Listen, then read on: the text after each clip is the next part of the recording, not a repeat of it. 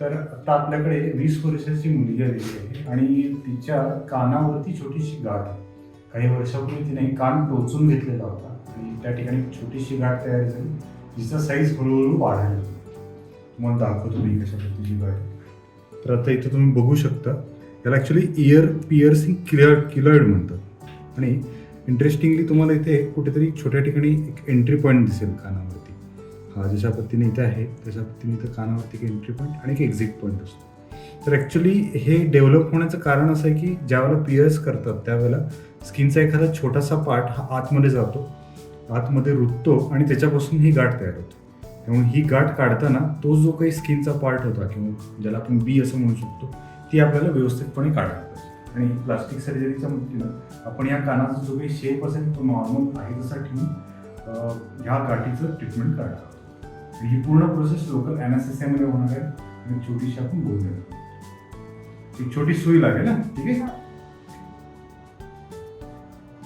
दुखला आता ठीक आहे. तर आता आपण भूल दिलेली आहे, लोकल ॲनेस्थेसिया दिलेलं आहे. काही दुखतंय का? आपण प्रोसेस चालू करतो. त्याच्याबद्दल एक इंटरेस्टिंग गोष्ट दाखवतो मी. तर या ठिकाणी तो जो कानाचा एंट्रीचा पॉईंट इथे दिसतोय आणि एक्झिटचा पॉईंट दिसतोय आणि त्याच्यामध्ये भरपूर घाण पण दिसते वगैरे अशा.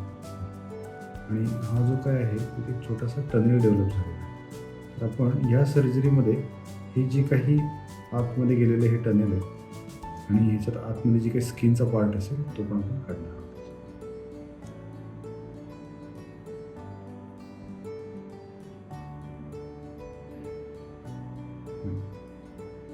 घाण दिसते.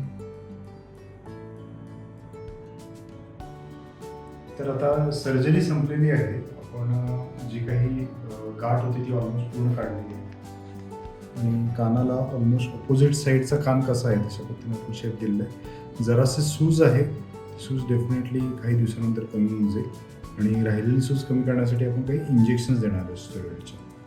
तर अशा पद्धतीनं कान टोचताना काही काळजी घेणं आवश्यक आहे आणि जे काही वापरली जाणारी इन्स्ट्रुमेंट असतात ती स्टेराईल ठेवणं आवश्यक आहे.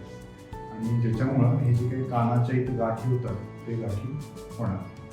थँक्यू.